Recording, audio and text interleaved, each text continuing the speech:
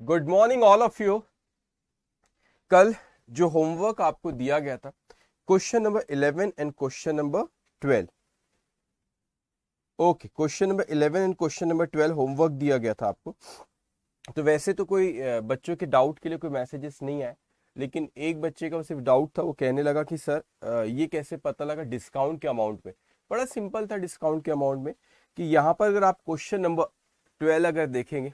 Good morning sir, good morning, good morning, good morning all of you. आवाज clear आ रही है मेरी? Homework done, very good, very good. Okay, आवाज clear आ रही है मेरी? Yes sir. ओके, ध्यान से सुनेंगे आप।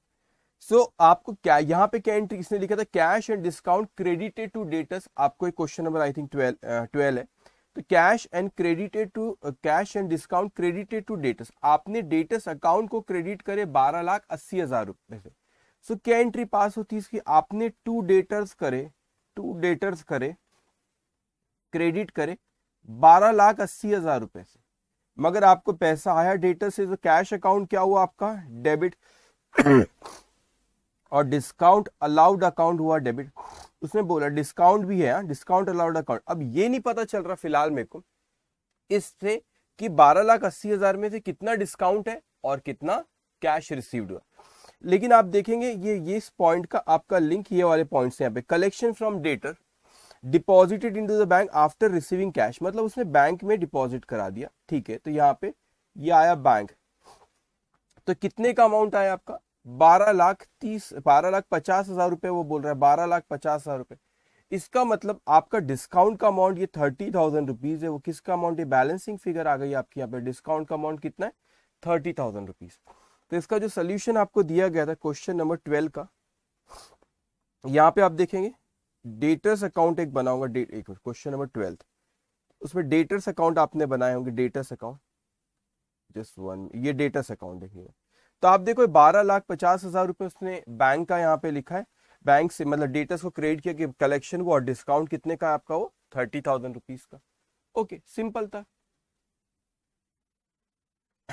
ओके, तो यहाँ पे क्वेश्चन में उसने, अरे जो क्वेश्चन में दिया हुआ है इसको, ठीक है, तो आपने यहाँ पे सिंपल सा क्लू है, वो सिंपल सा क्लू है। देखो हमेशा एक चीज ख्याल रखना, कौन सा अपन वो लगाते अपन, कोई भी अजम्पशन लेते, तो कौन सा अजम्पशन लगाना चाहिए आपको? Normal assumption. और यहाँ पे अजम्पशन की भी जरूरत नहीं। कोई भी स्टूडेंट कह रहे हैं कि सर ये जो आपने यहाँ पे डिस्काउंट लिखे, ये इसके बदले बैड डेप्ट भी तो हो सकता है।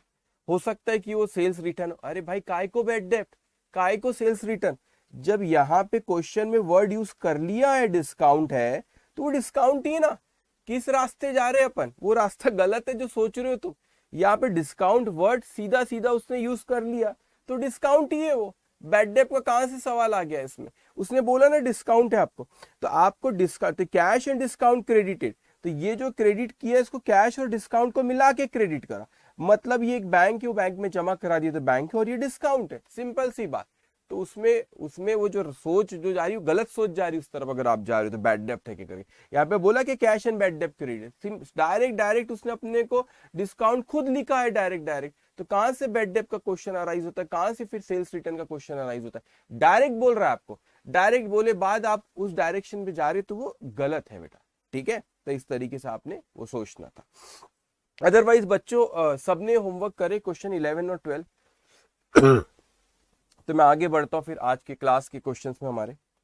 सबने करे। देखो एक चीज ख्याल रखना, आपको होमवर्क तो रोज ही करना है। अगर यहाँ पे कोई ऐसा भी क्लास में बैठा हुआ है कि सर क्वेश्चन नहीं करते, हमने नहीं करे होमवर्क, चलता है ना क्लास में तो क्वेश्चंस करा ही रहे, बाद में कर लेंगे, क्लास खत्म हुए बात कर लेंगे, तो बेटा अपने पैर पे कुल्हाड़ी मार रहे हो आप।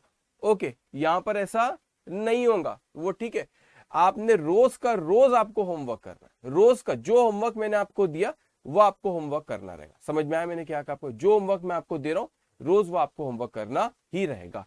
तो सबने करे? Done done. मेरे को बताओ किस किस ने करा। चलो अभी लिखो वहां पे।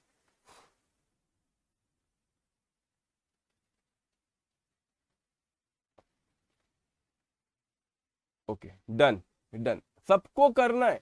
अभी तक डन डन कर रहे, पता नहीं करे कि नहीं करे, लेकिन बेटा सीए इंटर के स्टूडेंट हो, कि अपने 3 इंटर के स्टूडेंट हो, मेहनत आपको खुद को करना है, खुद को मेहनत करना, और जो आपको तरीका बोल रहा हूँ मैंने किया, डन, वेरी गुड। जिन्होंने किए वेरी गुड, और अगर बच्चों नहीं किया आपने, तो आज पहले आज का भी होमवर्क मिलेगा रोज। अगर देखो ऐसे पेंडिंग रखते जाओगे ना तो बढ़ते जाएंगे। आज मैं फिर होमवर्क दूंगा, रोज होमवर्क, दो तीन क्वेश्चन रोज मिलेंगे आपको। तो जब जाके एग्जामिनेशन में तो कॉन्फिडेंटली जाओगे तुम लोग कि आराम से सारा पेपर करके आओगे। लेकिन जिस तरीके से पढ़ा रहा हूँ, किया है सर, ओके बेटा, okay, very good very good, लगभग सभी लोग हाँ हाँ कर रहे, ठीक है। तो इस तरह होमवर्क आपको डेली होमवर्क करना रहेगा। अब कल हमने क्वेश्चन नंबर 15 को रहने दी थी क्योंकि थोड़ा सा बड़ा क्वेश्चन था, तो इसलिए क्वेश्चन नंबर 16 कर लिए थे, तभी पहले 15 कर लेते हम लोग। और आज आपको होमवर्क इसी तरह के सिमिलर क्वेश्चन में आपको होमवर्क भी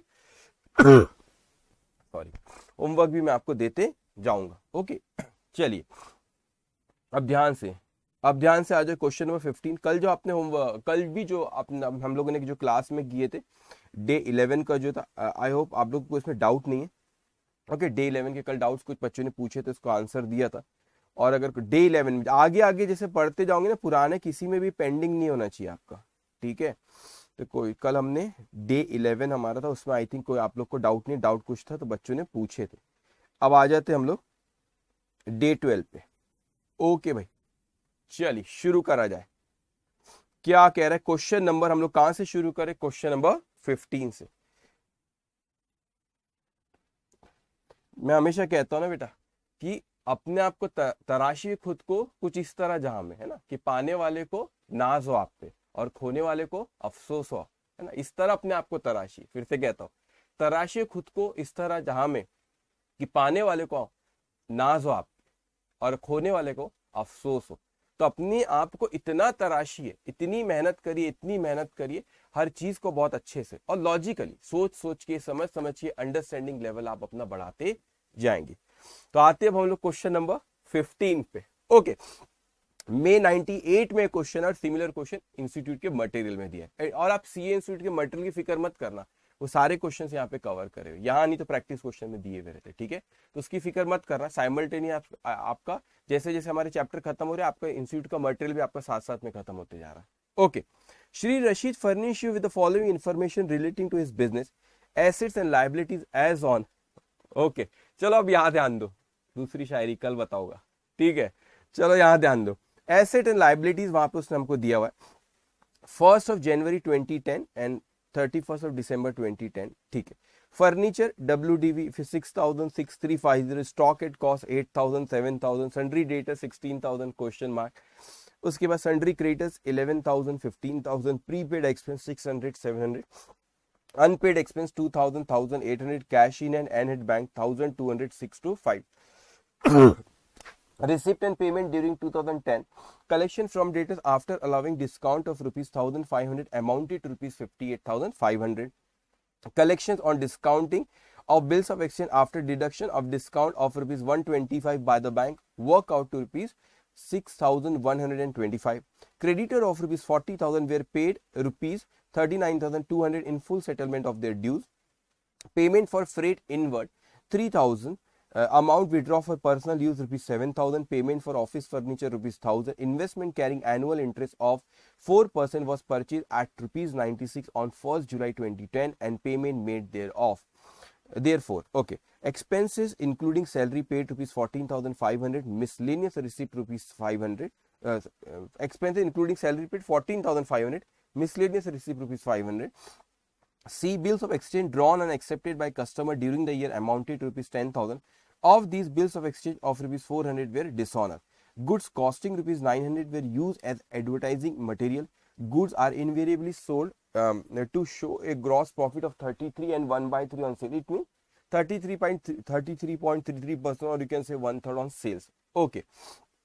Difference in cash book, if any, is to be treated as further drawing or introduced by Shri Rashid. Provide 2.5% of doubtful debt on closing debt. Rashid asked you to prepare trading and profit and loss account for the year ended 31st December 2010 and balance sheet as on that date. Her question की तरह इसमें भी हमें क्या बोले, trading and profit and loss account और balance sheet हमको पूछा है उसने 31 दिसंबर 2010 की। अब ये चीज ख्याल रखना बच्चों की शुरुआत कैसी होना चाहिए क्वेश्चन को, इस चीज को आप समझ लेना। क्वेश्चन की शुरुआत अगर मैं देखा जाए तो सबसे पहले क्या हम लोगों को ओपनिंग बैलेंस शीट क्वेश्चन में दिया है क्या, ओपनिंग बैलेंस शीट क्वेश्चन में नहीं दिया, तो our working note number 1 will be opening balance sheet. Working note number 1 कौन सी रहेगी हमारी, opening balance sheet will be working note number 1। उसके बाद यहाँ पे जैसे फर्नीचर का ओपनिंग क्लोजिंग बैलेंस दिया, तो इस पे अपन second working note will be furniture. Stock नहीं था, debtors will be third working note, creditor will be fourth working note, prepaid expense, और ये दोनों के मिला के अपन एक्सपेंस है, कोई प्रीपेड मतलब कुछ एक्सपेंस एडवांस में दिए, कुछ आपने आउटस्टैंडिंग है, तो अपने को देखना है कि नेट इफेक्ट दोनों को मिला के जो नेट इफेक्ट अक्रू कितने से हुआ इस साल वो देखना है। तो इस पे एक एक्सपेंसेस का एक फिफ्थ वर्किंग नोट बना लेंगे। 6 आप कैश और बैंक का मिलाकर ही बनाएंगे, क्योंकि जो भी आपका कलेक्शन हुआ या जो भी पेमेंट क्वेश्चंस में दी वो आपको स्पेसिफिकली नहीं बोला है कि वो कैश में हुआ कि बैंक में, बाइफर्गेशन बाय ऐसा नहीं दिया, बाय चेक रिसिप्ट इन चेक, उस तरह से नहीं दिया कि बैंक में आया चेक से पेमेंट की, ऐसा नहीं बोला। तो हम इसको सेग्रीगेट नहीं कर सकते, कैश और बैंक का बैलेंस जो मिला के सॉरी, कैश और बैंक का बैलेंस जो मिला के दिया उसको सेग्रीगेट नहीं कर सकते, इसीलिए हम एक ही अकाउंट बनाएंगे, कैश और बैंक अकाउंट। तो आपका 6 वर्किंग नोट रहेगा कैश और बैंक अकाउंट। उसके बाद अगर कुछ मुझे और लगा तो फिर अपन वर्किंग नोट 1 बाय 1 वहां पे ऐड करते जाएंगे। तो सबसे पहले आप यहाँ पे लिखेंगे, okay, in the books of question number, ये आपका कौन सा क्वेश्चन नंबर है, ये आपका क्वेश्चन नंबर 15 और page number 46। Okay, question number 15 page number 46। Okay, ध्यान से, in the books of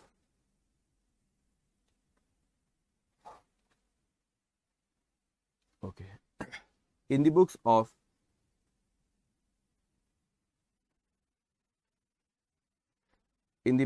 Shri Rashid, trading and profit and loss account, trading and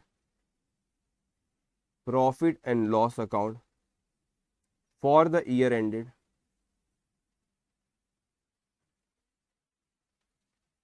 31st December 2010, 31st December 2010। तो इसको ड्रॉ करे बढ़िया सा 15 लाइन का, 15 लाइन से थोड़ा ज्यादा का ही कर लेना। ओके,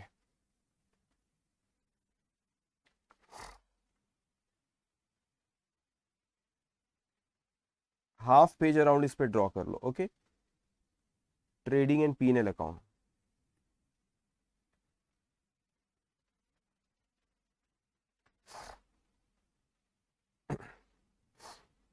उसके बाद आप ड्रॉ करेंगे बैलेंस शीट,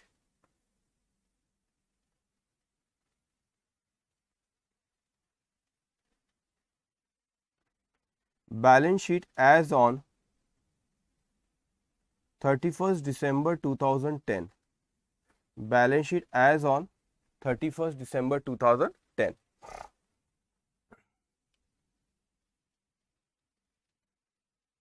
इसको आप ड्रॉ कर लेंगे 12-15 लाइन के।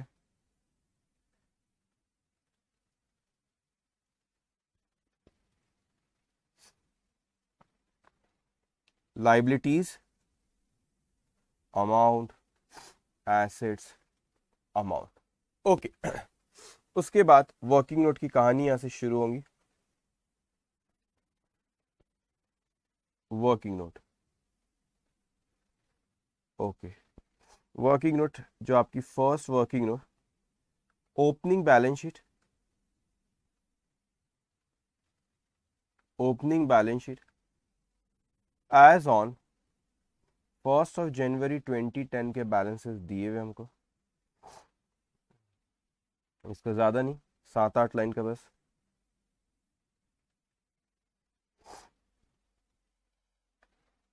ओके, वर्किंग नोट नंबर 2 जो हमने वहां डिसाइड करे, फर्नीचर, फर्नीचर अकाउंट,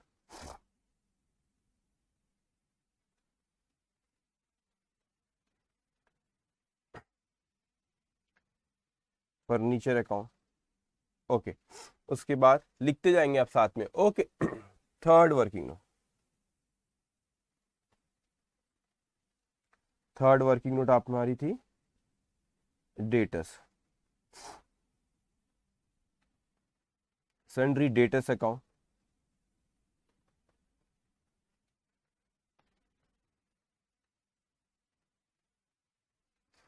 6-7 5-6 लाइन बस।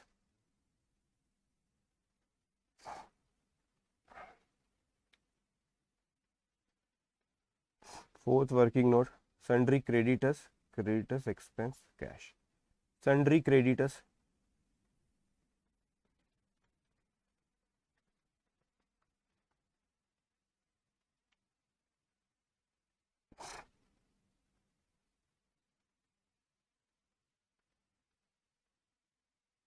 ओके।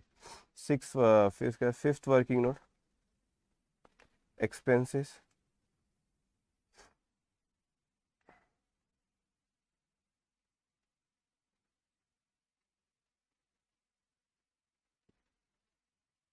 ओके।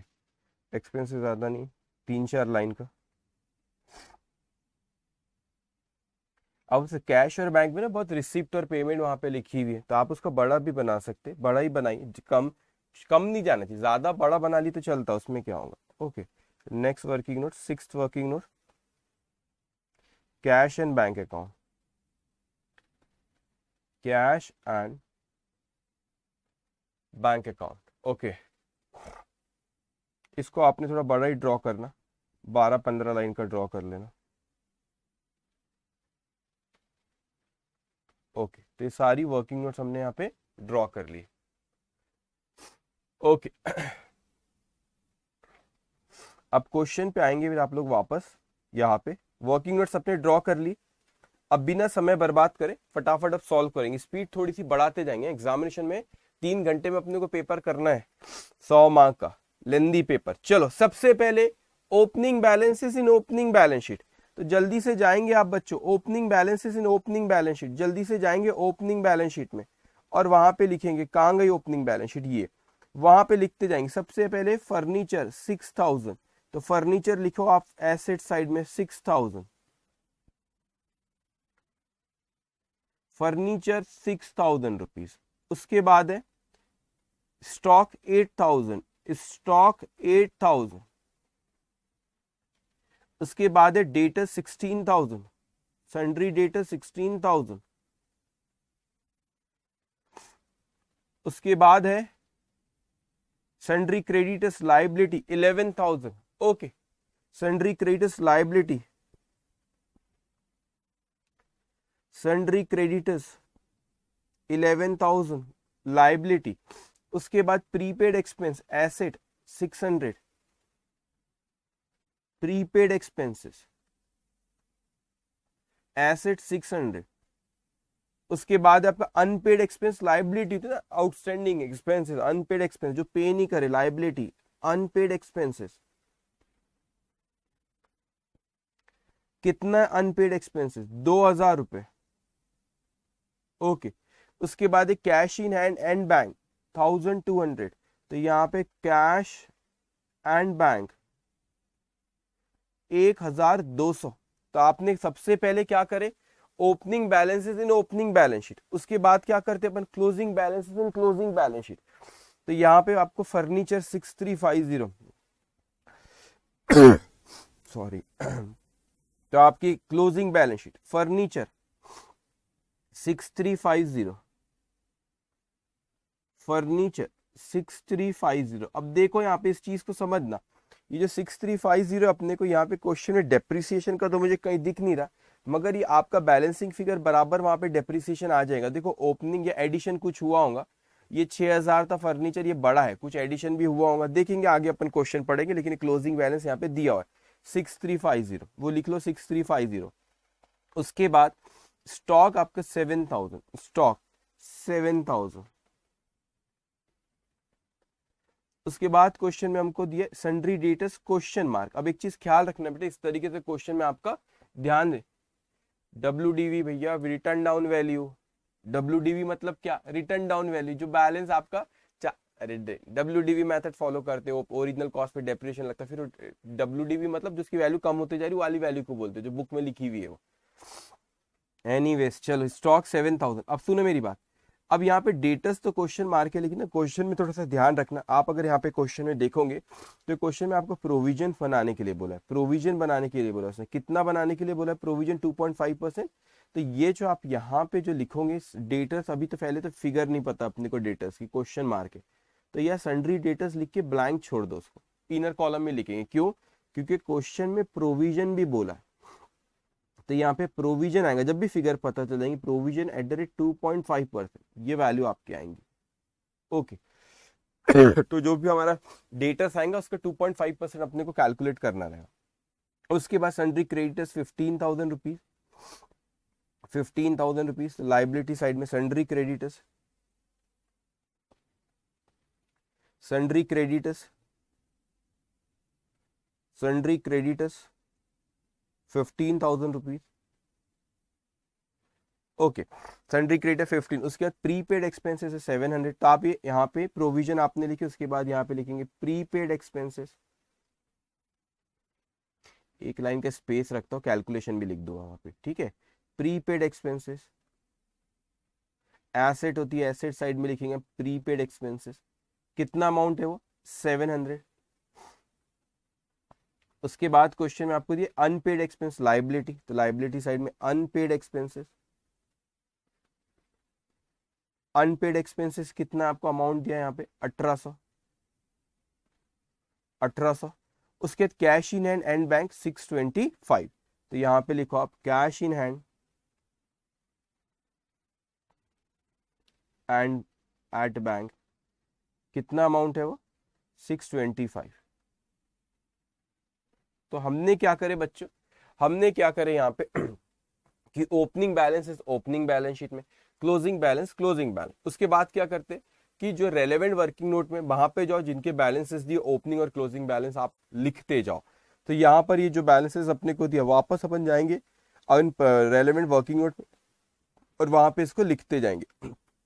तो आपके वर्किंग नोट नंबर यहाँ पे, आप यहाँ पे जो वर्किंग नोट नंबर आपका 2 है फर्नीचर वाला, वहां पे फर्नीचर का ओपनिंग बैलेंस कितना है 6000, क्लोजिंग बैलेंस 6350, तो वहां पे लिखेंगे to opening balance, opening balance 6000, closing balance कितना है, क्लोजिंग बैलेंस 6350, 6350। स्पीड बढ़ते जाना चाहिए बच्चों। स्टॉक आपका, ये स्टॉक कहाँ लिखते हैं अपन, ओपनिंग स्टॉक ट्रेडिंग अकाउंट के डेबिट साइड में, और क्लोजिंग स्टॉक है 7000, तो जाएंगे आप ट्रेडिंग अकाउंट जो हमने बनाए उसमें डेबिट साइड में आप लिखेंगे to opening stock, to opening stock कितना है ओपनिंग स्टॉक 8, क्लोजिंग 7, 8000 रुपए। क्रेडिट साइड में 2-3 लाइन का स्पेस रखे बाद क्लोजिंग स्टॉक 7000 रुपए। ओके, साथ में सब चल रहे बराबर। ओके, अब उसके बाद यहाँ पे डेटा से आपका 16000, क्लोजिंग ओपनिंग 16, क्लोजिंग दिया नहीं उसने, ठीक है, तो क्वेश्चन मार्क फाइंड आउट कर लेंगे। तो यहाँ पे वर्किंग नोट नंबर 3 पे जाएंगे, ओपनिंग लिखेंगे, ओपनिंग बैलेंस 16000, क्रेडिट में 3-4 लाइन बाद आप लिखेंगे क्लोजिंग बैलेंस, जो कि फिलहाल हमको पता नहीं है, पता लगेगा तो लिख देंगे वो। ओके, उसके बाद है आपका क्रेडिटर 11000, क्लोजिंग 15000, तो क्रेडिटर लाइबिलिटी होती है, तो क्रेडिट साइड में आप लिखेंगे बाय, ओपनिंग बैलेंस 11000 रुपए, क्लोजिंग बैलेंस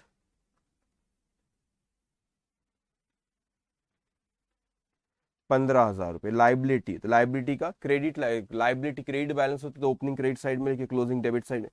उसके बाद प्रीपेड एक्सपेंस एसेट होती है, तो आपने एक्सपेंस के डेबिट साइड में लिखना है। ये थोड़ा, ये आपको ना सीए फाउंडेशन में नॉन प्रॉफिट ऑर्गेनाइजेशन चैप्टर में ही पढ़े ऐसा आपने।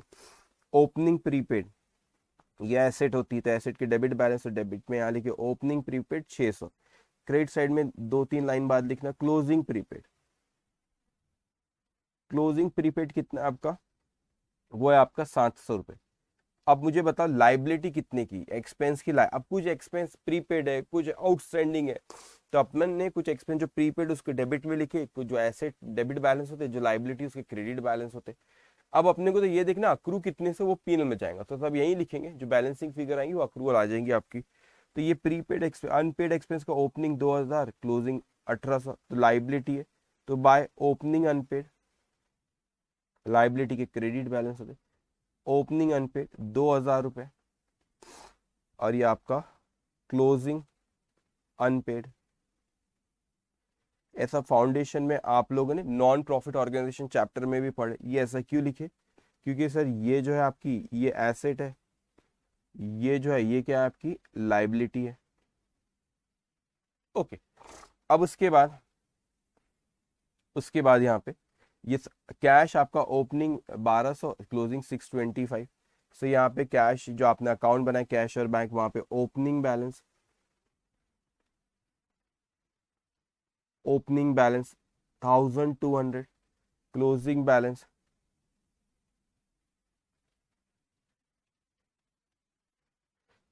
बैलेंस दिख रहा है स्क्रीन पे? यस,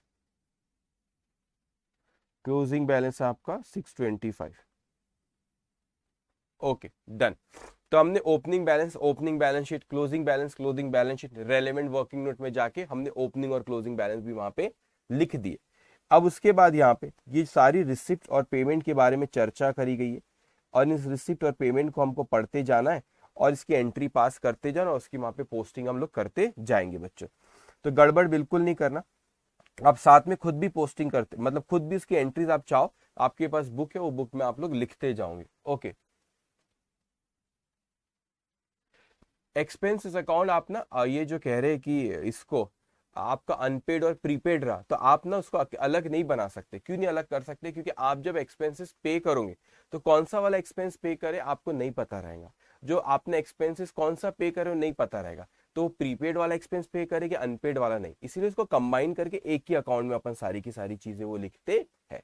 ओके, उसके बाद यहाँ पे अब रिसिप्ट और पेमेंट में साथ साथ में बच्चों मेरे साथ यहाँ पे अगर आपको बाइफरकेट करके दे कि वो ओपनिंग प्रीपेड जो है बच्चे सैलरी का है और फिर वो प्रीपेड सैलरी का है, तो फिर अलग कर लो। सैलरी अकाउंट ओपनिंग प्रीपेड लिखेंगे, कितनी सैलरी पे करे, कितने से पीएन में जाएगा, निकल आएगा। लेकिन हमको ये नहीं पता कि ओपनिंग प्रीपेड कौन सा है और वो ओपनिंग अनपेड कौन सा है, और जो एक्सपेंस पे करो वो प्रीपेड वाला है कि आउटस्टैंडिंग वाला है, वी डोंट नो। तो इसलिए एक ही करके बनाते हैं। ओके चलिए, okay sir, nice question. Okay, अब उसके बाद यहाँ पर आएंगे आप लोग, पहला साथ में मेरे पढ़ते जाएंगे, और आपके पास बुक है, आप लोग भी वहां पे बुक में जो चीज मैं यहाँ पे लिखता हूँ ना, वो आपके पास जो बुक है उसमें आपको लिखना रहेगा। Okay, collection from debtors after allowing discount of 1500 amounted rupees 58,500। इसकी जल्दी से जर्नल एंट्री बोले। क्या जर्नल एंट्री होंगी? कि हमको 1500 रुपए के डिस्काउंट के बाद 58,500 डेटर से मिले, तो एंट्री पास होंगी cash and bank account debit, cash और bank account debit. Okay, cash sorry, cash and bank account debit आपका ये 58,500, डिस्काउंट अकाउंट डेबिट 1500, किसने दिया? ये डेटर्स ने, तो टू डेटर्स अकाउंट। इस तरह रफ एंड फटाफट लिखते जाना। 60,000 तो आपने लिखी, अब सीधा अपने को इसकी क्या करना है, पोस्टिंग करना रहेगा। तो आप जाएंगे कैश और बैंक अकाउंट में 58,500। सो कैश और बैंक अकाउंट, यहाँ पे कैश और बैंक अकाउंट जो हमने बनाया उसके डेबिट्स में साइड में लिखेंगे टू डेटर्स अकाउंट। कितना अमाउंट आया? 58,500। Cash and bank account debit 58,500, discount account debit, तो डिस्काउंट कहाँ जाएंगे आपका? पीएनएल में डेबिट होगा, पीएनएल में डेबिट होगा, तो आप वहां पे जाएंगे पीएनएल में। आप यहाँ पे ये ओपनिंग स्टॉक के 4-5 लाइन बाद आपने लिख लेना वहां पे टू डिस्काउंट अकाउंट। अब 2 मिनट पेशेंस रखना बेटा, डिस्काउंट अकाउंट। अब क्या हुआ यहाँ पे डिस्काउंट तो ये 1500, लेकिन क्या हुआ अगर आप क्वेश्चन को ध्यान से देखोगे तो आगे चल के ना यहाँ पे जब क्वेश्चन में पढ़ा था यहाँ पे भी इसमें एक और डिस्काउंट आपका आ रहा है। एक सेकेंड, जब क्वेश्चन रीड किया था, एक मिनट, हाँ, ये बिल्स ऑफ एक्सचेंज वाला भी एक डिस्काउंट है, बिल्स ऑफ एक्सचेंज वाला भी एक डिस्काउंट है। आप जो डिस्काउंट कराते बिल को दो, तो ये डिस्काउंट के अमाउंट में और एक अमाउंट आएंगी आपकी, इसीलिए इसको इनर कॉलम में 1500 को लिखा। सो कैश और bank account debit, discount account debit to debtors account. So go to debtors account. Debtors account जो आपने वर्किंग नोट नंबर 3 बनाया, वर्किंग नोट नंबर 3 वहां पे लिखेंगे बाय कैश एंड बैंक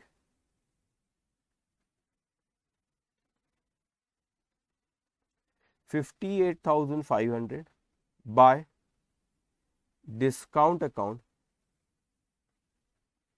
1500। तो हमने जो एंट्री करे उसकी अपने फट से पोस्टिंग कर ली। ओके, अब उसके बाद सेकेंड पॉइंट जो स्पीड में करते जाएंगे थोड़ा सा। सेकेंड पॉइंट जो आपसे कह रहा है, collection on discounting of bills of exchange after deduction of discount of 125, after deduction of discount of 125 by the bank work out ₹6125, मतलब कोई बिल्स ऑफ एक्सचेंज था, आपने जाके उसको डिस्काउंट करा तो आपको जो पैसा मिला उस पे, सो cash and bank account debit वो 6125 मिला।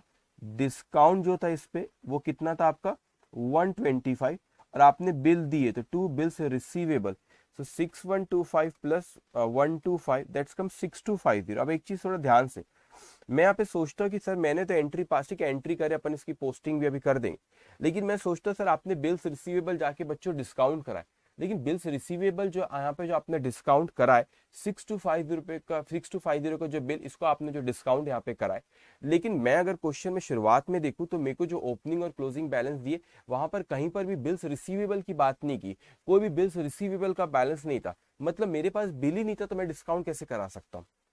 लेकिन क्वेश्चन में वो लोग आगे चल के बात करें यहाँ पे कि कोई बिल ड्रॉ हुआ है करके, तो मतलब कोई बिल आ जाएगा, उसकी फिक्र मत करना कि सर बिल ही नहीं थे तो डिस्काउंट कैसे कराए। एक बिल है, उन्हें इसकी इन्फॉर्मेशन नीचे बाद में दी हुई, तो बिल आ जाएगा, उसकी फिक्र मत करना। अब हमने पहले एंट्री पास में जो हमने पहले करे कैश और बैंक अकाउंट, ओके चलो यहाँ ध्यान दो। अभी क्या कहा पे, cash and bank account debit 6125, आपने क्या बोला, बिल को डिस्काउंट करे तो cash and bank account debit, आप बिल जो ड्रॉ करो उसका इफेक्ट यहाँ पर आए, यहाँ पर देंगे, यहाँ पर अपन बोलेंगे बिल्स रिसीवेबल टू डेटर्स, थोड़ा सा पेशेंस रखो। उसके बाद तो कैश और बैंक अकाउंट डेबिट, तो कैश और बैंक में जाएंगे आप, वहां पे डेबिट करेंगे, तो जो आपकी वर्किंग नोट नंबर आखिरी थी वर्किंग नोट नंबर 6, तो वहां पे डेबिट करो to bills receivable account 6125 discount जो पीएल में आपका डेबिट होगा 125, ये 125, तो ये आ गया आपका 1625, तो कैश और bank account debit, discount account debit to bills receiver. तो देखा जाए तो हमने तो अभी तक ये बिल्स रिसीवेबल क्योंकि वर्किंग नोट बनाई नहीं, क्योंकि क्वेश्चन में हमको ऐसा कुछ दिया हुआ ही नहीं था, उसने पहले तो ओपनिंग और क्लोजिंग बैलेंस कुछ बैलेंसेस नहीं थे, हमने नहीं बनाए, अब बना सकते हैं। तो अब वर्किंग नोट ऐड जैसे जैसे लगेंगे वैसे वैसे वर्किंग नोट ऐड करते जाएंगे। तो यहाँ पे आप नेक्स्ट वर्किंग नोट जो बनाएंगे, seventh working note bills receivable account, bills receivable account, bills receivable account, तो इसको जल्दी से ड्रॉ कर लेना 4-5 लाइन का।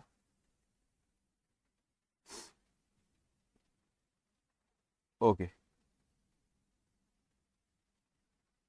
सो हमने तो टू बिल्स रिसीवेबल को क्रेडिट करेंगे बाय कैश एंड बैंक। जनता चिल्लाने लगी, जनता बोले सर 6125 और ये डिस्काउंट, जनता चिल्लाने लगी सर बिल ही नहीं दिख रहा डेबिट साइड में, ये कैसा हो गया। अरे आएगा ना, फिक्र मत करो, वो डेटा से आएगा बिल ड्रॉ होगा, उसके नीचे इन्फॉर्मेशन दिया ना उसने, उसकी फिक्र मत करो, इतना लिखो बस। ओके सो बिल्स रिसीवेबल को क्रेडिट करे against cash and bank 6125, discount 125। Okay उसके बाद आपने थर्ड पॉइंट में क्रेडिटर को क्या, creditor of ₹40,000 were paid 39,200 in full settlement of their dues. Entry क्या पास होगी बच्चों, आप भी टाइप करा करो यहाँ पे, ठीक है। तो क्रेडिटर को पेमेंट करे 39,200 और फुल सेटलमेंट, मतलब कोई पैसा नहीं देना, वो जो भी क्रेडिटर था 40,000 वाला, तो अपना 800 रुपए क्या हो गया डिस्काउंट रिसीव। तो एंट्री पास होगी creditor account debit 40,000, creditor account debit to cash and bank account कितना 39,200 टू डिस्काउंट रिसीव्ड अकाउंट कितना होगा ये आपका 800 रुपए। सो आपने एंट्री पास करी creditor account debit 40,000 to cash and bank 39,200 to discount receive 800। तो जल्दी से जाएंगे क्रेडिटर अकाउंट में और क्रेडिटर अकाउंट को हम डेबिट करेंगे जो कि हमारी working note number 4। So to cash and bank account,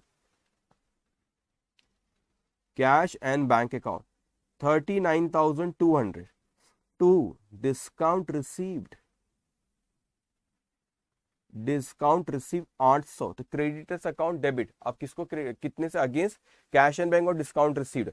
अब कहां जाएंगे अपन टू कैश एंड बैंक, तो जल्दी से जाएंगे वर्किंग नोट नंबर 6, वहां पे क्रेडिट करेंगे by sundry creditors, by sundry creditors account कितना अमाउंट है आपका 39,200 और आपका डिस्काउंट रिसीव क्या income, go to P&L account, right down on credit side by discount received discount received account 800। Okay, simple. उसके बाद यहाँ पे next fourth, payment for freight inward, जल्दी जल्दी, freight inward account debit, freight inward account debit to cash and bank account, कितना, 3000 रुपए। Freight and inward direct expenditure है, तो जल्दी चले जाएंगे हम ट्रेडिंग अकाउंट के डेबिट साइड में। ओपनिंग स्टॉक के बाद ना यहाँ पे परचेज के लिए जगह रखोगे तो ठीक है, फ्रेट भी लिखे तो चलते, 2 लाइन का स्पेस रखना, फिर यहाँ पे लिख लेना freight inward, freight inward account कितना, 3000 रुपए। और कैश और बैंक में जाके क्रेडिट कर देंगे आप, कैश और बैंक में जाके क्रेडिट करेंगे।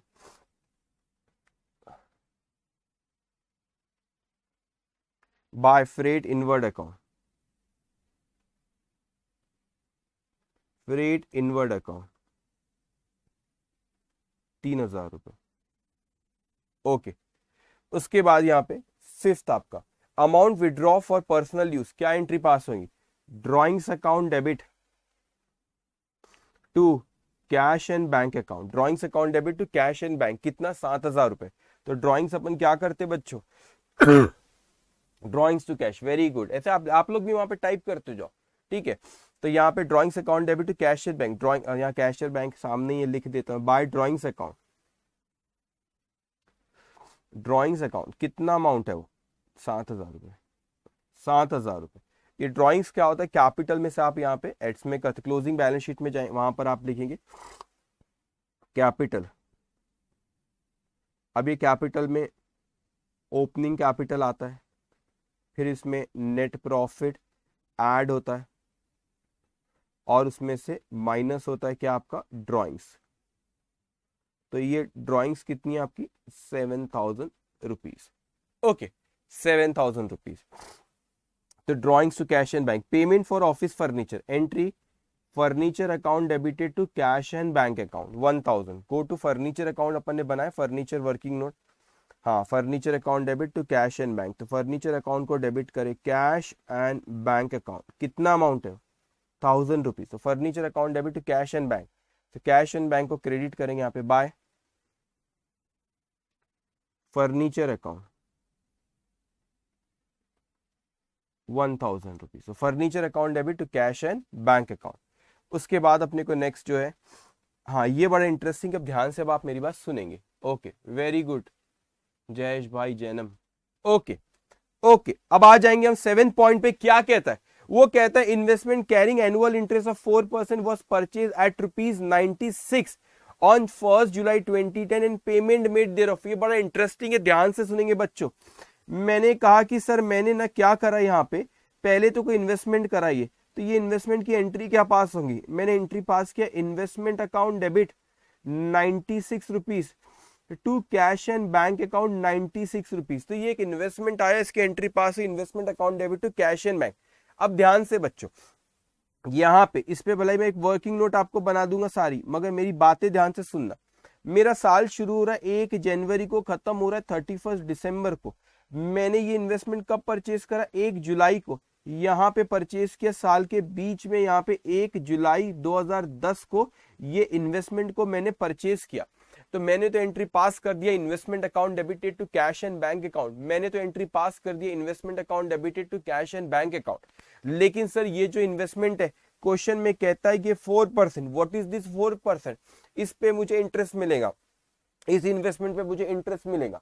तो इस इन्वेस्टमेंट पे जब मुझे इंटरेस्ट मिलेगा, तो बच्चों यहाँ पे पहली चीज मेरे को हमेशा ख्याल रखना, एक इन्वेस्टमेंट चैप्टर आप लोग पढ़ोगे, आपको ग्रुप 1 में या आगे चल के पढ़ाऊंगा, चैप्टर नंबर 6 है आपका, वो इन्वेस्टमेंट चैप्टर। हमेशा ख्याल रखना, इंटरेस्ट जो अपने को इन्वेस्टमेंट में मिलता है वो हमेशा फेस वैल्यू पे मिलता है।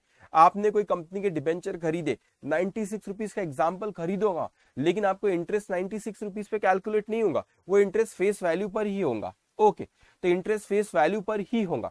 तो बेटा यहाँ पर हम लोगों को, ओके वेरी गुड, जो जवाब दे रहे वेरी गुड, यहाँ पे जो इंटरेस्ट होगा वो फेस वैल्यू पे कैलकुलेट होगा। अब क्या होगा कि ये पॉइंट नंबर 7 में कहीं पर भी फेस वैल्यू नहीं दी हुई है, 96 रुपीज में खरीदा वो दिया है। आपको पता है आज ऐसा आपको एक होमवर्क दूंगा आज में, सेम ऐसा ही क्वेश्चन है, फिगर्स अलग है, एडजस्टमेंट एज इट इज, आज आपको होमवर्क मिला adjustment as it is, RTP में आया हुआ, ये एग्जाम का है, वो आरटीपी में कोई आया एज इट इज एडजस्टमेंट। वहां पर क्या हुआ, लेकिन इंस्टीट्यूट को लगा कि नहीं, हमने जो क्वेश्चन था इसमें फेस वैल्यू भी देना था, क्योंकि इंटरेस्ट ऑलवेज, इस पे एक वर्किंग नोट बना दूंगा, don't worry, interest always calculate on face value. तो फेस वैल्यू दिया नहीं तो अजम्पशन लेना पड़ेगा। अब थोड़ा नॉर्मल बातें करना प्लीज। अभी यहाँ पे नॉर्मल बातें करना। 96 रुपीज का है, तो मैंने फेस वैल्यू में मान ले तो 100 रुपए, जनरली फेस वैल्यू ऐसी होती है, 10 रुपए 100 रुपए इस तरह की फेस वैल्यू होती। तो मैंने अज्यूम करा, मैंने दिखा के दे दूंगा, मैंने अज्यूम करा कि इसकी फेस वैल्यू कितनी, 100 रुपए। कितना करा, 100 रुपए अज्यूम करा, वहां पे दिया हुआ नहीं है यहाँ पे, ठीक है। अब क्या हुआ, जो आपको आरटीपी का आज क्वेश्चन होमवर्क देने वाला ना, उसमें इंस्टीट्यूट को लगा कि फेस वैल्यू देना चाहिए था, तो आरटीपी वाले क्वेश्चन में उन्होंने फेस वैल्यू लिखे। पॉइंट नंबर 1, आरटीपी वाले में उन्होंने क्या करे, फेस वैल्यू आपको लिखे उस क्वेश्चन में। एक सेकंड रुकेंगे, एक सेकंड रुकेंगे, एक सेकंड प्रैक्टिस क्वेश्चन। हाँ ये देखो, ये आरटीपी वाला क्वेश्चन मैं दूंगा हमको। अब देखो यहाँ पे आरटीपी में पूछे थे इंस्टीट्यूट ने, हाँ आरटीपी 2018 में। यहाँ पे देखो इन्वेस्टमेंट कैरिंग 6% है, यहाँ पे 95 रुपीज दिया उसने, फेस वैल्यू दे रखा है। यहाँ पे जो आपको होमवर्क दिखेगा फेस वैल्यू दिया है, मगर जो भी क्लास में क्वेश्चन कर उसमें फेस वैल्यू नहीं दी, तो अपन अज्यूम करें 100 रुपए। Point number 1। पॉइंट नंबर 2, यहाँ पर ये भी बोला कि 200 शेयर, अब वो इंस्टीट्यूट ने ऐसा नहीं, 200 शेयर उन्होंने परचेज, शेयर्स पे इंटरेस्ट नहीं मिलता, डिविडेंड मिलता है, तो वो गलत क्वेश्चन इंस्टीट्यूट ने फ्रेम कर दी। कोई बात नहीं, दिल पे मत लेना, शेयर पे डिविडेंड मिलता है, ठीक है, वो डिबेंचर्स पे बॉन्ड्स पे इंटरेस्ट मिलता है। एनीवेज, तो यहाँ पे जो होमवर्क दिया जाएगा आपको, आपका ये हो ना 200 शेयर खरीदे, तो ये 200 शेयर, ये यहाँ पर जो आपका है इन्वेस्टमेंट, ये परचेज, ये 95 है, तो यहाँ पर इसका अगर आप सोल्यूशन है 95, एक सेकंड, एक क्वेश्चन नंबर कौन सा है, 70, just give me 1 minute, 1 minute देना बस मुझे। क्वेश्चन नंबर 17, हाँ एक सेकेंड।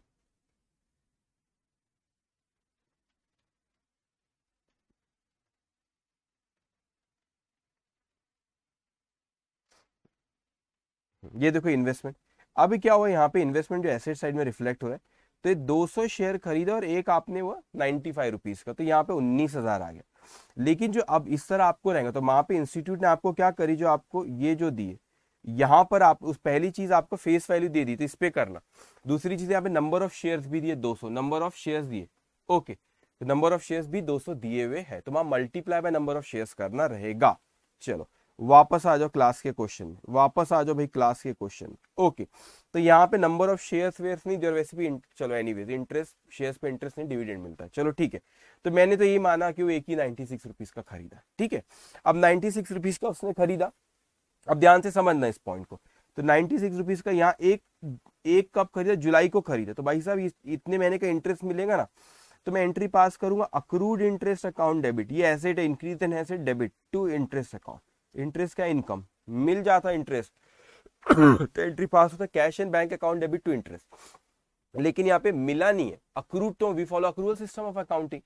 अब यहाँ पे बच्चों we follow accrual system of accounting, ठीक है। तो मैंने कहा यहाँ पे फेस वैल्यू अज्यूम करा 100 रुपए, उस पर कितने परसेंट, 4%, 6 महीने के लिए, तो वो आता है 4 रुपए, एक मिनट, 100 का 4%, सॉरी 4, फिर मल्टीप्लाई बाय 6 डिवाइडेड बाय 12, एक सेकेंड, आपने 100 रुपीज फेस वैल्यू अज्यूम करे उसको, ठीक है। से 100 मल्टीप्लाई बाय कितने परसेंट दिया आपको, 4%, 1 जुलाई को खरीदा, जुलाई से लेकर दिसंबर, ठीक है, 4% फॉर 6 मंथ, ठीक है, ये 2 रुपए आ रहा है, सिर्फ 2 रुपए। तो ये एंट्री पास होंगी, accrued interest account debited to accrued interest account debit to interest account, इस पे एक वर्किंग नोट बनाता हूँ। तो ये बोला नहीं, ये इंप्लाइड है ना, इन्वेस्टमेंट है, उसमें मिलेगा ही अपने को इंटरेस्ट 4%, उसने बोला है।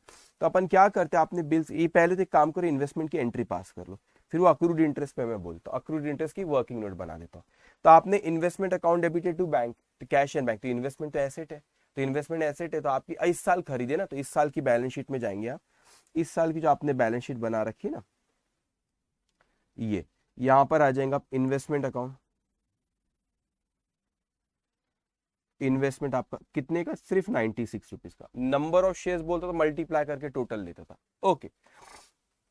नहीं 96 लेके नहीं कर सकते, अभी चिल्ला चिल्ला के बोला कि फेस वैल्यू अज्यूम करो, फेस वैल्यू 96 ऐसी नहीं रहती, odd figure, generally face value 10 रुपए 100 रुपए ऐसी रहती है, तो 100 पे करना है आपको कैलकुलेट, अभी नोट लिखा हुआ, 96 मत अज्यूम करना फेस वैल्यू। तो investment account debit to cash and bank, cash और बैंक को आप जाके क्रेडिट करेंगे, by investment account. Investment account नहीं बनाए, बनाते तो उसका बैलेंस वो 96 ही आता, फिर बैलेंस शीट में लिखते 96। ठीक है, अब आप एक वर्किंग नोट अपन इसकी बना देता, आपको इंटरेस्ट ऑन इन्वेस्टमेंट में पूरा लिखा के दे देता। लिखेंगे जल्दी जल्दी, interest on investment,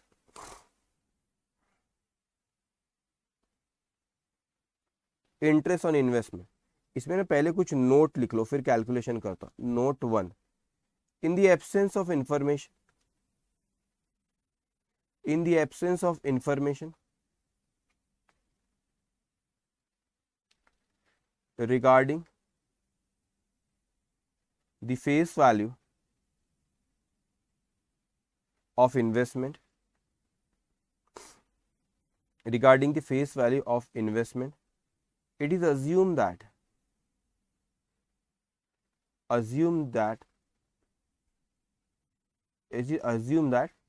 face value is ₹100। Second एक लिख लो समझ के लिए, इंटरेस्ट ऑलवेज कैलकुलेट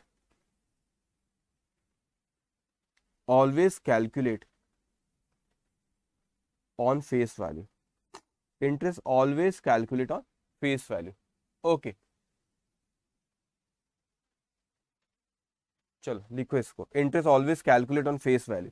सो आपके 100 जो है आपका ये फेस वैल्यू। अरे बाबा शेयर्स डिबेंचर्स खरीदते फेस वैल्यू रहती नहीं रहती, पढ़े कि नहीं पढ़े आपने फाउंडेशन में? फेस वैल्यू किसको बोलते हैं? जो शेयर की फेस पे लिखी रहती है, जो सर्टिफिकेट पे लिखा रहता है।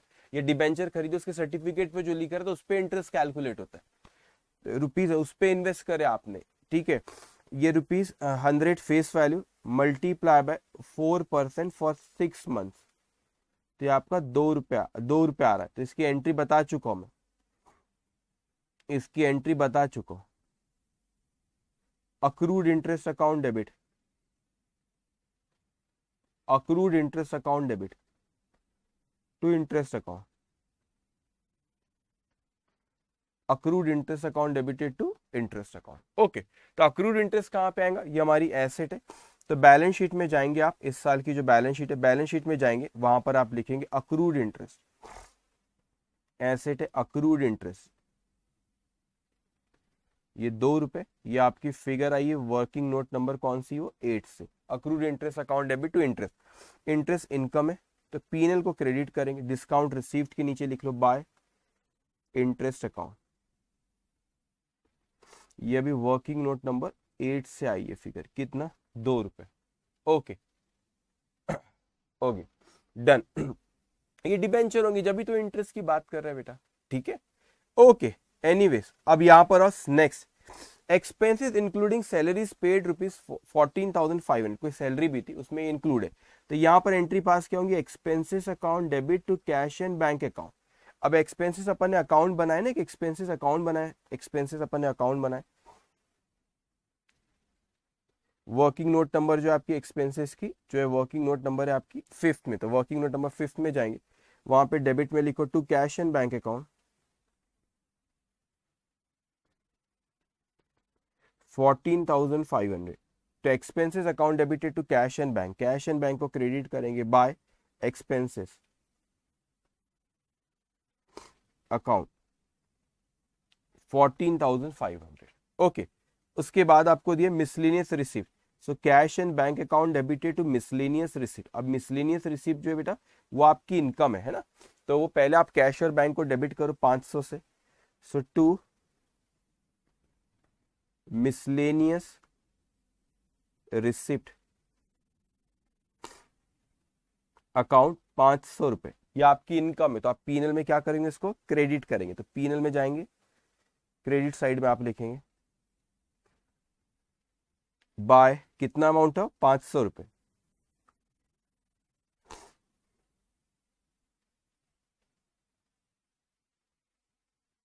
Miscellaneous receipt account ₹500। Okay easy. उसके बाद यहाँ पे क्या है? अब आ जाओ यहाँ पे बिल्स ऑफ एक्सचेंज के बारे में चर्चा हो रही है।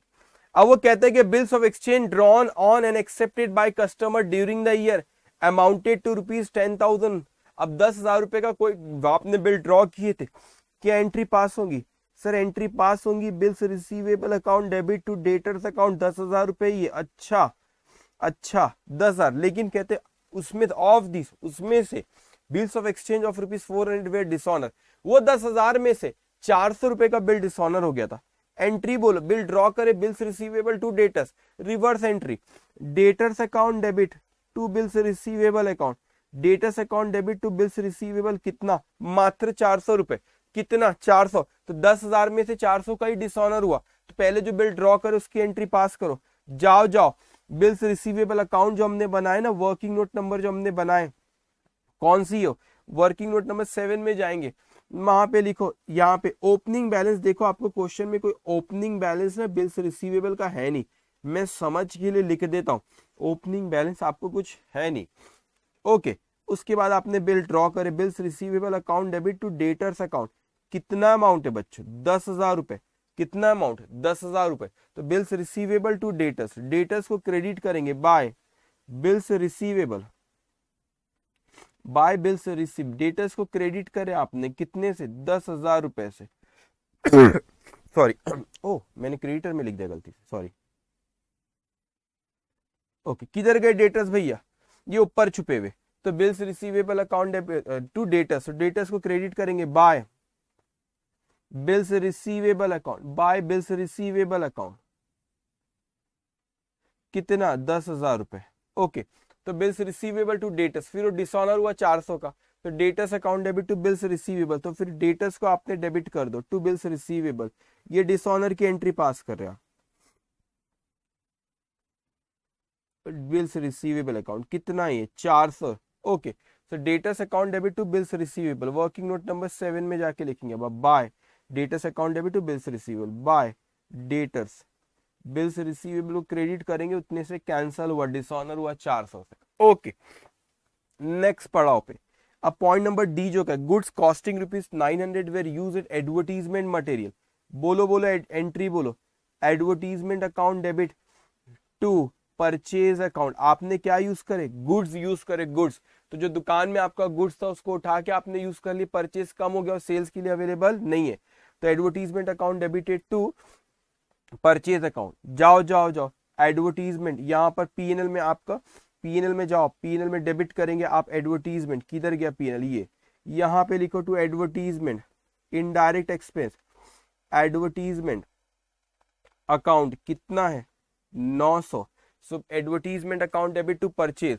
अब यहाँ पे मैं परचेज लिखूंगा, यहाँ पे मैं परचेज लिखूंगा, इस परचेज में से ये जो भी परचेज का फिगर फिलहाल मुझे पता नहीं है, जब भी आएगा उसमें से मैं यहाँ पे माइनस करूंगा एडवर्टीजमेंट के लिए आपने जो यूज कर लिए, कितने के 900 के, तो यहाँ पे 900 रुपए परचेज में से क्या करेंगे अपन, माइनस करेंगे, नहीं नहीं नहीं नहीं, कोई स्टूडेंट कहता है बिल्स रिसीवेबल का नेट इफेक्ट लिख सकते हैं, मतलब कहने का बच्चे का ये मतलब है कि 10,000 रुपए का बिल है और 400 का डिसऑनर हो गया, तो नेट इफेक्ट ले सकते क्या, नहीं नहीं नेट इफेक्ट नहीं, दो अलग अलग एंट्री पास करना, इंस्टीट्यूट भी नेट इफेक्ट करके मार्क्स देंगे अदरवाइज अपने को। ओके, तो ऐसा नहीं करना है, दोनों एंट्री अलग अलग बताना है, ठीक है।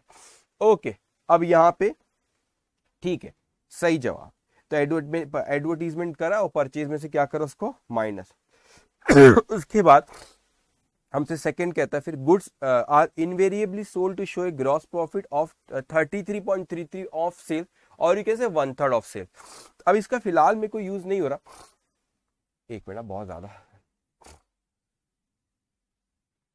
ओके ओके बेटा, अब देखिए यहाँ पे ना बहुत ज्यादा अब सॉरी, यहाँ पे इस पॉइंट नंबर जो ई का अभी यूज नहीं हो रहा है यहाँ पे, लेकिन अपने को वो जरूर कुछ ना कुछ फिगर परचेज निकालने में या सेल्स निकालने में मदद करेगा वो, है ना, वो फिगर के 1/3 ऑफ सेल्स वहां पे बोल रहा है वो, तो भाई अपना सीओजीएस का फॉर्मूले के लिए उसके लिए वहां पे मदद करेगा अपने को, तो एक सीओजीएस का फॉर्मूला लगाएंगे अगर अपन, तो यहाँ पे अपन अपने को वहां पे कोई एक फिगर पता चल गई, कॉस्ट ऑफ गुड्स सोल्ड या कोई मिसिंग फिगर पता चल गई, तो कॉस्ट से अपन सेल्स ला लेंगे क्योंकि वो परसेंटेज प्रॉफिट का पता, तो उसका यूज आगे होगा, अपन देखेंगे उसको बेटा। अब वो कहता है नेक्स्ट पॉइंट में कि difference in cash book if any is to be treated as further drawing और इंट्रोडक्शन बाय श्री रशीद। अब हमारी बात आपने ध्यान से सुनना मेरी बात बेटा, अभी क्या होता है कि देखो हमने कल क्वेश्चन किए थे, तो कैश और बैंक एक कैश और बैंक अकाउंट वहां पे भी बना था, वहां पे कोई भी उसकी बैलेंसिंग फिगर नहीं आई थी, मतलब कोई भी मिसिंग इन्फॉर्मेशन वहां पे नहीं थी। जितने से मैंने डेबिट करा था, क्रेडिट किया था, आपको कल ही हम लोगों ने सॉल्व किए थे क्वेश्चन, जिसमें कैश और बैंक अकाउंट, एक बड़ा सा कैश और बैंक अकाउंट हमने बनाए थे। और उस कैश और बैंक अकाउंट में जो भी हमारा कैश और बैंक अकाउंट की ये था, टोटल जो हो रही थी हमारी, ये वाला अकाउंट जो था यहाँ पे, ये आपका जो कल बनाया था, कौन सा क्वेश्चन था याद नहीं। तो इस क्वेश्चन में आपने देखे तो कैश और बैंक कोई भी मिसिंग इन्फॉर्मेशन हमको मिली नहीं थी, वो टैली हो गई थी टोटल। तो क्या होता है कि जब ऐसा कुछ रहता है कि क्वेश्चन में कोई इन्फॉर्मेशन हमारी मिसिंग रहे, तो आज भी हमने इस क्वेश्चन में भी कैश और बैंक अकाउंट हमको दिख रहा है, लेकिन बच्चों इसमें से कोई साइड अगर शॉर्ट जाता है तो हमको क्वेश्चन में क्लू देता है कि वो क्या हो सकता है, कैश और बैंक में स्पेसिफिकली, क्योंकि कई तरह की रिसिप्ट होती है, कई तरह की पेमेंट होती है, तो एक क्लू देता है। तो उसने हमको इस क्वेश्चन में क्लू दिया, और उसने पॉइंट नंबर एफ में हमसे कहा कि डिफरेंस इन कैश बुक, अगर कैश बुक में कोई भी डिफरेंस आता है, वो मतलब कैश एंड बैंक अकाउंट में, कैश और बैंक अकाउंट में अगर डेबिट साइड और क्रेडिट साइड, तो डेबिट साइड शॉर्ट जा सकता है या क्रेडिट साइड शॉर्ट जा सकता है ना, कोई भी साइड मिसिंग फिगर डेबिट में भी आ सकती, क्रेडिट में भी आ सकती हो, तो टैली नहीं होगा। और अगर कोई साइड में मिसिंग होती तो आप ये मान लेना वो कैपिटल एडिशन है या ड्रॉइंग्स है।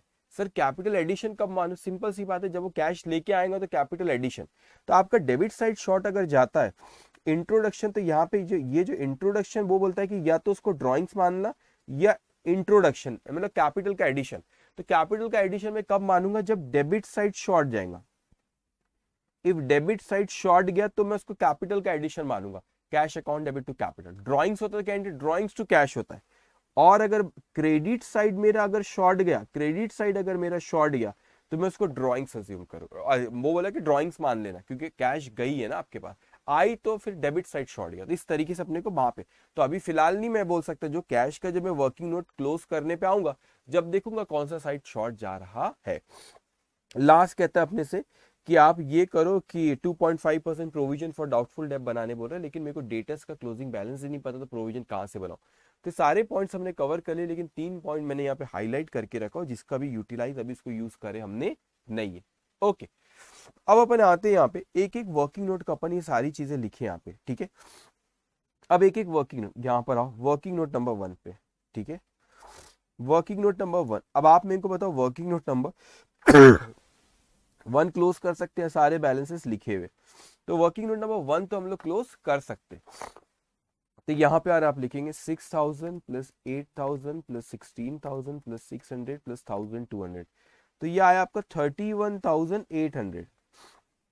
31,800 माइनस 2,000 माइनस 11,000, तो ये आ गया आपका 18,800। 18,800, तो ये capital balancing figure, balancing figure ये कैपिटल आपका आ गया 18,800, ठीक है।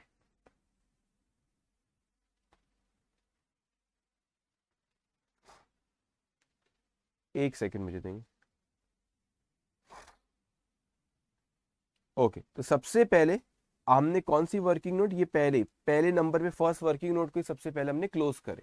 ओके, अब उसके बाद अपन फर्नीचर, अच्छा ये कैपिटल आप लिख लेंगे जाके। कैपिटल कहाँ लिखेंगे, जो आपने क्लोजिंग बैलेंस शीट है ना आपकी, ये आपका यहाँ पे कैपिटल, ये ओपनिंग कैपिटल आ गया यहाँ पे 8। ये वर्किंग नोट नंबर 1 से ये फिगर आई 18,800। 18,800, ओके। वर्किंग नोट नंबर 2 पे आएंगे।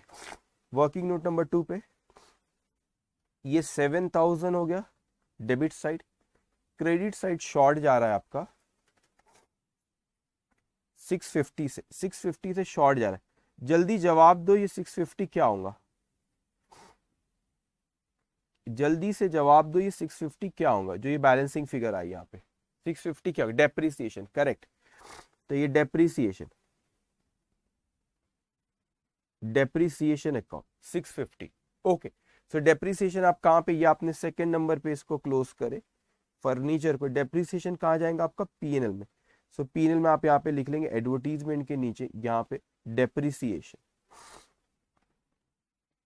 Depreciation, okay. ये वर्किंग नोट नंबर 2 से ये फिगर आई, कितना अमाउंट है वो 650। अब जल्दी से चले जाएंगे हम लोग वर्किंग नोट नंबर 3 पे। वर्किंग नोट नंबर 3 पे सनरीड, अच्छा यहाँ पे आपका डेटस यहाँ पे। अब मैं आपसे एक सवाल करता हूँ, सही सही जवाब देना। आप मुझे बताओ, क्या आपको लगता है कि डेटर्स अकाउंट क्लोज कर देना चाहिए? डेटर्स अकाउंट, आप मुझे बताओ कि डेटर्स अकाउंट क्लोज करूं कि नहीं करूं? अभी मैं तो आराम से बैठा हूं भाई, आप मेरे को बताओ, मुझे नहीं पता।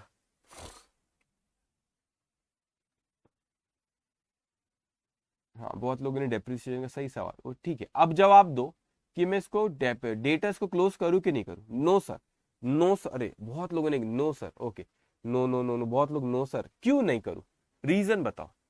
नो, क्योंकि क्रेडिट सेल भी होती है, वेरी गुड, क्रेडिट सेल अभी अपने को पता नहीं है, तो यहाँ पे मेरे को क्रेडिट सेल नहीं है, डेटर्स टू सेल्स होता है ना, यहाँ पे सेल्स नहीं लिखा है, तो इसको दो मिसिंग फिगर है यहाँ पे, एक क्रेडिट सेल और एक क्लोजिंग बैलेंस।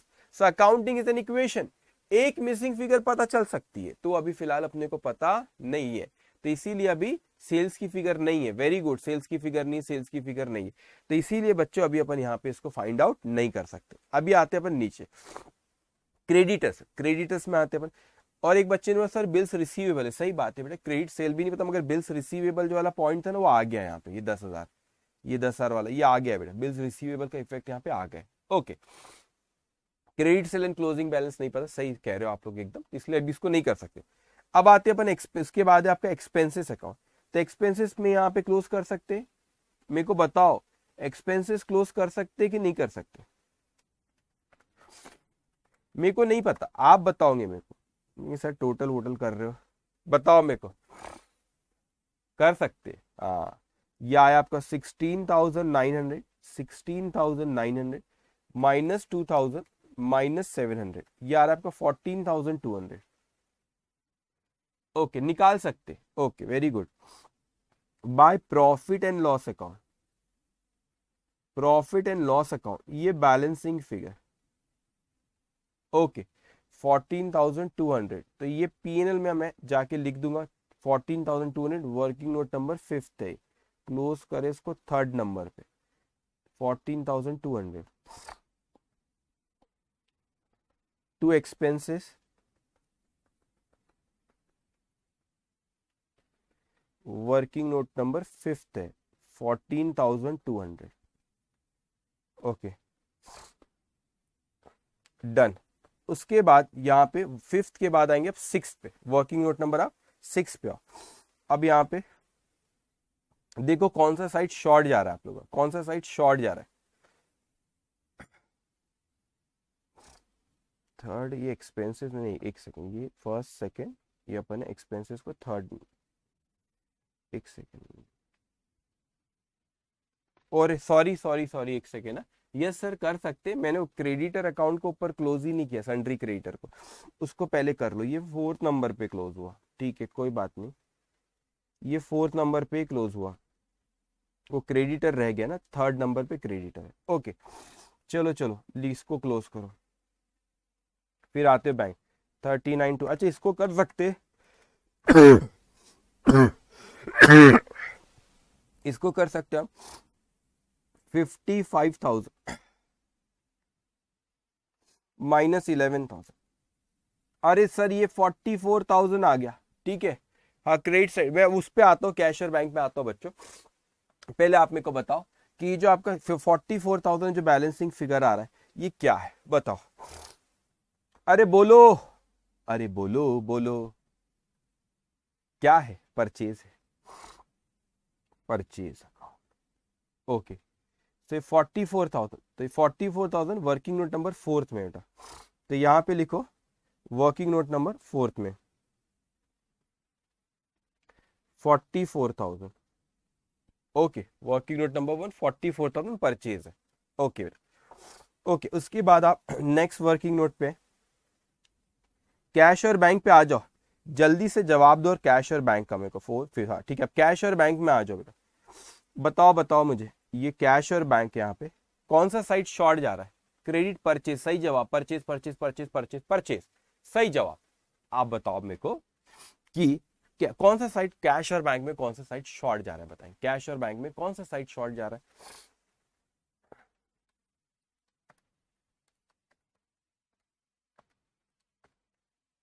ये डेबिट 66325 है,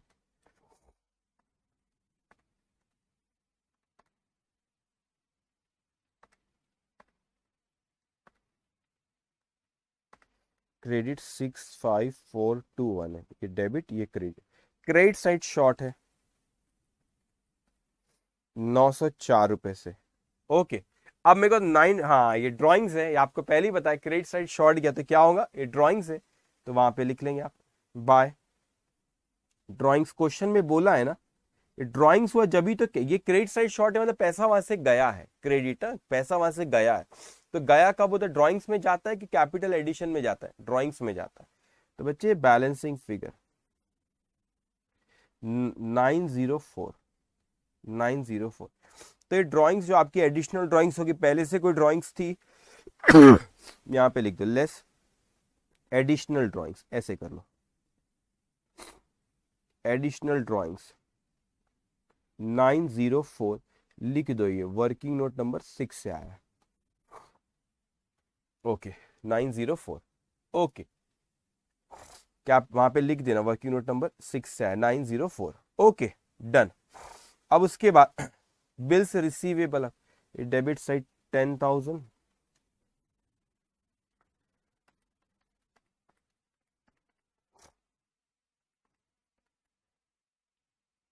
थ्री थ्री 50 बाय कौन सा क्लोजिंग बैलेंस होगा ना, सिंपल है, बैलेंसिंग फिगर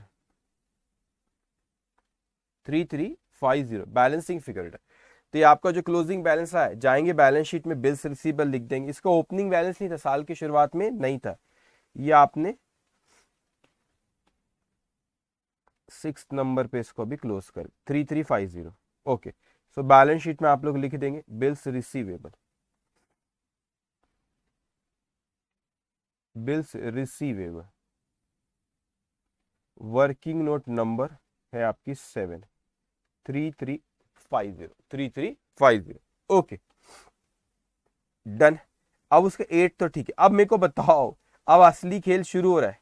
अब मेरे को एक बात बताओ, इसका क्या करे एक वर्किंग, इसका क्या करे एक वर्किंग नोट, अभी तक ये क्लोज नहीं हुई है।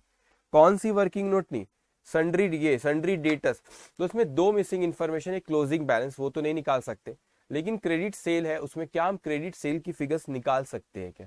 अब मैं आराम से 2 मिनट बैठा हूं और अब क्रेडिट सेल अपने को निकालना है, वो चैलेंज अपने सामने।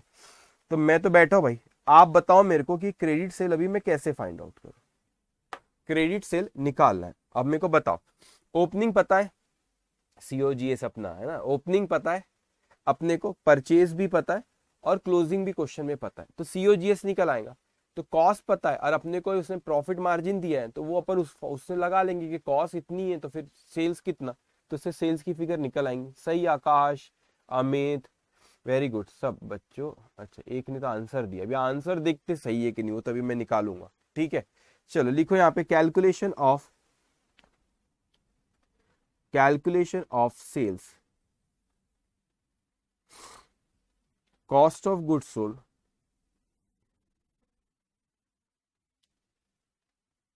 इक्वल्स टू, अब थोड़ा सा ध्यान से, ओपनिंग स्टॉक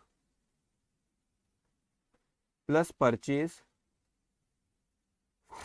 प्लस एक्सपेंसेस भी आते हैं, याद रखना कॉस्ट ऑफ गुड्स में डायरेक्ट एक्सपेंस, इस क्वेश्चन में डायरेक्ट एक्सपेंस है, हाँ एक्सपेंसेस माइनस क्लोजिंग स्टॉक, तो ख्याल रखना ये सीओजीएस के फॉर्मूला एक्सपेंस भी आते हैं, डायरेक्ट एक्सपेंस अभी है क्वेश्चन में तो लिखेंगे।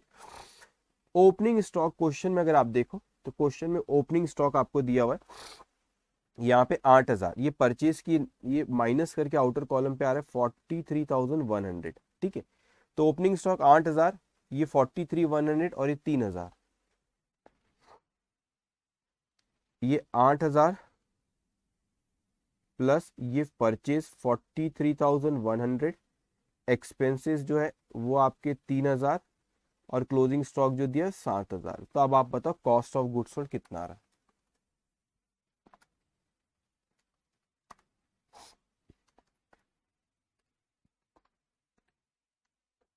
ये आ रहा है आपका, ये 7,000,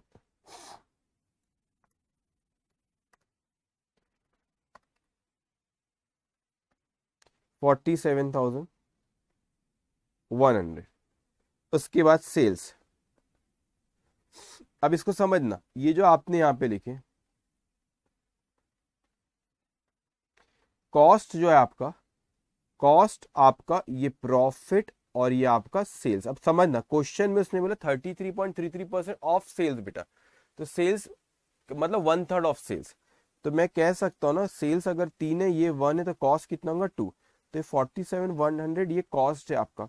तो मैं बोलूंगा कि सर अगर ये 47,100 दो है, तो फिर 3 कितना, वो आता है आपका 70,650। किसी का जवाब आया था? COGS निकाले 7650 सारा बागी उन्होंने बताए थे, ठीक है किशन, बाकी सबने COGS तो सबने करेक्ट बनाए, ठीक है। अब मेरी बात ध्यान से सुनना, मेरी बात ध्यान से सुनेंगे आप। अब ये जो आपने ना क्वेश्चन में आपको कैश सेल ये सब कुछ दिया नहीं है, तो आप इसको क्या मान लेंगे, इसको क्रेडिट सेल ही हमेशा अज्यूम कर लेंगे अपन। क्वेश्चन में नहीं दिया तो फिर वो मान ले, बोला उसने कैश सेल इतना है, कैश परचेज इतना है, तो बात अलग है। तो एंट्री क्या पास करोगे इसकी, डेटर्स अकाउंट डेबिट। अच्छा एक चीज जो मैं रेडिंग से लिखता ना भाई साहब, वो एग्जाम में नहीं लिखना है आपको, तो उसको भी रेडिंग से, वैल्यूअर को मत सिखाना है, ये कंसेप्ट है उसका। वैल्यूअर बोलेंगे और जितना बोले उतना ही बताओ ना। Debtors account debit to sales account, जो रेडिंग से लिखता हूँ वो मत लिख लेना, एग्जाम में समझाने के लिए लिखता हूँ मैं। आप लोग भी ऐसे ही लिखा करो, जहां मैंने कलर चेंज किया आपने चेंज किए। पेन ये आप सब पेन ब्लू ब्लैक पेन और आपकी जो रेड पेन लेके बैठा करो साथ में, कैलकुलेटर एक ही यूज करा करो।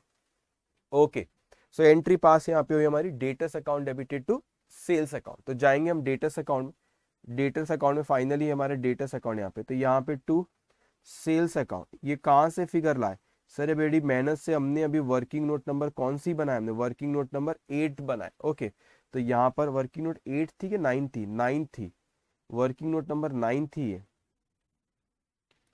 70,650। चलो जल्दी से अब इसको यहाँ पे बैलेंसिंग फिगर निकाले, सबसे आखिरी में क्लोज हुआ ये, सबसे आखिरी में, अब 8th नंबर पे, 8 क्यों 8 भी के 9th नंबर पे, 8th पे तो वो वाला ये क्लोज हुआ, ठीक है। चलो कोई फर्क नहीं पड़ता इससे। Anyway 16,000 plus 400 plus 7650। ओके, सो ये आपकी टोटल आई 8750, 8750। ओके, ये क्या कर रहे हो, क्यों मुस्कुरा रहे हो? अच्छा तुम लोग का आ गया, मैं पीछे चल रहा हूँ, ऐसा कुछ कहना चाह रहे हो कि सर आप पीछे चल रहे हो इसलिए तुम लोग हंस रहे हो? अरे समझा रहा हूँ तुम लोगों को इसलिए। बैलेंसिंग फिगर, ऐसे मुंह बना बना के हंस रहे वहां पे, ठीक है। 17,050। अब आ जाओ यहाँ पे, ये क्लोजिंग बैलेंस। अच्छा पहले सेल्स, आप पहले सेल्स और ये दोनों फिगर लिख लो, डेटर्स टू सेल्स पहले जाके यहाँ पे लिख लो, सेल्स बाय सेल्स अकाउंट। ये आपने लाया वर्किंग नोट नंबर 9 से फिगर 70,650, और ये जो क्लोजिंग बैलेंस आया ना आपका, ये जो क्लोजिंग बैलेंस डेटर्स का है, कौन कहाँ से आया, वर्किंग नोट नंबर अभी कौन सी थी ये देखो, वर्किंग नोट नंबर वो 3 थी जो आपने क्लोजिंग बैलेंस डेटर्स का भी निकाले, कितना आया आपका 17,050। रुको अभी जल्दबाजी मत करना, 17,050 जो आपने लिखी इसका प्रोविजन है 2.5%, मल्टीप्लाई बाय 2.5 करो तो आता है 426.25। अब 25 पैसे के लिए रोना मत, चॉकलेट भी नहीं आती 25 पैसे के लिए। तो इसको यहाँ पे लिखो 426, 426 लिखना, 0.5 रहता तो ऊपर आगे चले जाता, अदरवाइज पीछे चले जाते। 4 आने 8 आने के लिए नहीं रोना, कोई एग्जाम में अगर आगे पीछे 1 रुपये भी कर भी दी तो कोई फर्क नहीं पड़ता। 17050 माइनस 426, इसका सेकेंड इफेक्ट देना पड़ेगा 16,624। रुको एक मिनट, इसकी एंट्री क्या पास होगी, इसकी एंट्री क्या पास होगी, इसकी एंट्री होगी profit and loss account debit to provision for doubtful डेप्ट अकाउंट। तो हमने प्रोविजन फॉर डाउटफुल डेप्ट अकाउंट क्रेडिट बैलेंस होता है, लाइबिलिटी में लिखो, एसेट में से माइनस करो, एक ही बात है एक ही बात। तो आप अब यहाँ पे अपन P&L में डेबिट कर देंगे टू प्रोविजन फॉर डाउटफुल डेप्ट अकाउंट। बोलो ये कितना आया था, 17,050 का 2.5% जो आपका है 426। ओके, अब जल्दी से अपन निकालेंगे gross profit, net profit, balance sheet tally. 70650 plus 7,000 77। जल्दी बताओ आंसर मेरे को, अभी अरे 44 नहीं होगा बेटा, परचेज 43,100 होगा, क्योंकि आपका परचेज, आपका नेट परचेज कितने का हुआ, ठीक है, जो आपने बेचे। कॉस्ट क्या होता है formula, cost of goods sold, जो बेचे उसकी कॉस्ट, तो इसलिए परचेज आपने 44 का किया था, लेकिन आपने यूटिलाइज कर लिया 900 का एडवर्टीजमेंट के लिए, तो जो बेचे उसमें तो यूटिलाइज जो वो 43,100 ही है ना, तो वही आएगा 43,100 आएगा। Okay okay 77,650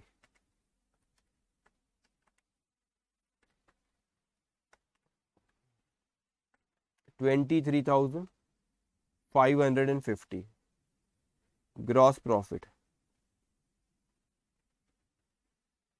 bye gross profit 23,550 plus 800 plus 2 plus 500 24,852 24,852 minus 1625 minus 900 6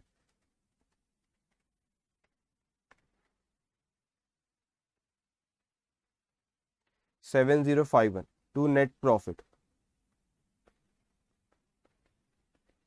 okay 7051 आ रहा है ना, हाँ 6051 किसका आ रहा है, अरे 7059। ओके ओके ओके बेटा 7051 आ रहा है ना, तो 705। अब इधर आओ 18,800, देखते कौन पहले जवाब देता है, तुम्हारे आंसर ही नहीं आ रहे। अब सुनो यहाँ पे, अब यहाँ पे लिखो, अभी पहले टैली करो, फिर तुम जो सवाल कर रहे हो ना उसके जवाब देता हूं मैं।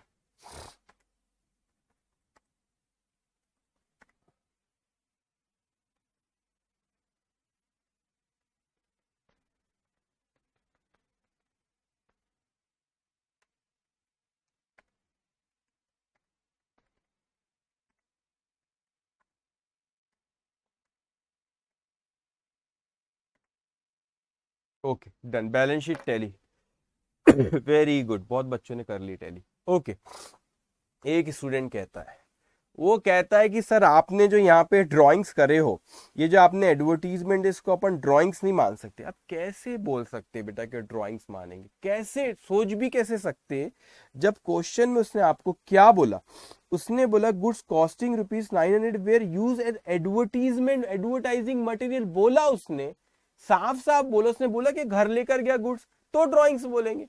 साफ साफ बोला एडवर्टीजमेंट, तो एडवर्टीजमेंट ही बोलूंगा ना मैं, जो लिखा है वही बोलूंगा ना। एडवर्टीजमेंट बोला तो एडवर्टीजमेंट बोल रहा हूँ, वो बोलता घर लेके गया तो ड्राइंग्स बोलता था मैं, तो वो बोलते कि नहीं इसको ड्राइंग्स नहीं मान सकते। अरे क्यों मानू, वो बोल रहा है एडवर्टीजमेंट, तो मैं एडवर्टीजमेंट ही बोलूंगा ना। तो उसको ऐसा तो नहीं बोल सकते अपन, नहीं आज मूड नहीं हो रहा एडवर्टीजमेंट का, आज ड्राइंग्स लेंगे हम। अरे उसने बोला ना एडवर्टीजमेंट ही लेंगे। ओके चलिए कोई बात नहीं। अब यहाँ पे हमारा क्वेश्चन नंबर कौन सा खत्म होता है, क्वेश्चन नंबर 15। अब जल्दी जल्दी से आप मेरे को जवाब देंगे यहाँ पे बच्चों, कि कोई डाउट इस क्वेश्चन में, क्योंकि ऐसा ही क्वेश्चन आज आपको एक होमवर्क दिया जाएगा, और जो वो होमवर्क है, आई थिंक वो क्वेश्चन नंबर जो आपको होमवर्क दिया जाएगा वो है क्वेश्चन नंबर 17। ये आपको करना है, इसके अलावा और 2 होमवर्क मिलने वाले, ज्यादा खुश नहीं होंगे, और 2 होमवर्क मिलने वाले, ठीक है। तो 17 आपको करना रहेगा, ठीक है, वैसा ही है जैसा अभी करे अपन ने, बस जो स्क्रीन पे जो हाईलाइट करा हुआ है वो एक है, और बाकी आप देखोगे, अब आपको संभालना है, मैं ज्यादा बोलता नहीं, आप खुद से सॉल्व करो, ठीक है। अब एक और चीज में ऐड हुई, अभी मैं बोलता नहीं, बस मैं ये हाईलाइट कर देता हूँ, थोड़ा तुमने दिमाग लगाना, कि बिल ड्रॉ 1 लाख का था, उसमें थे बिल्स, उसमें से 20,000 रुपए का आपने बिल ड्रॉ करे, 1 लाख का, उसमें थे 20,000 का एंडोर्स करे, और जो एंडोर्स करे वो डिसऑनर हो, ये एक चीज ऐड हो गई इसमें। अब मैं नहीं बोलता, अब आपने दिमाग लगाना, और इसका सोल्यूशन रहता है, सोल्यूशन को बाद में देखना। Okay sir, no doubt, okay भाई, ठीक है। तो ये क्वेश्चन नंबर आपका जो था क्वेश्चन नंबर 17, ये होमवर्क है प्रैक्टिस क्वेश्चन का। अब आ जाते अपन वापस कहाँ आ जाते हैं, क्लास के क्वेश्चन में। तो क्वेश्चन नंबर हमारा 15 खत्म होता है, कल हम लोग क्वेश्चन नंबर 16 कर चुके थे। अब ये जो क्वेश्चन नंबर 17